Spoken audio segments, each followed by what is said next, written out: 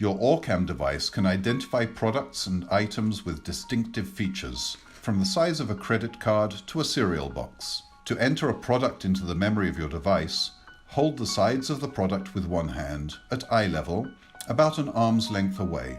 Then press the touch bar with the index finger of your other hand, and keep it there until you hear Start new product learning. Please point at the product 3 times at different positions. Point at the center of one side of the product 3 times, once at arm's length, once when moved a bit to the left, and once when moved a bit to the right, until you hear Done with this side, you may point 3 times at another side of the product or stop now. This is usually enough.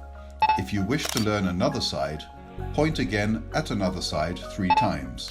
You will then hear Done with this side, you may point 3 times at another side of the product or stop now. At the end of your pointing, you will hear Thank you. Please name the product after the beep. Now name the product. Raspberry cookies.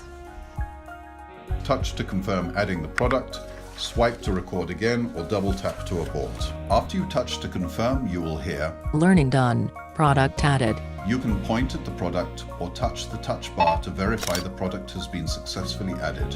Note: avoid items without distinctive features, such as a wallet, fruits, or vegetables.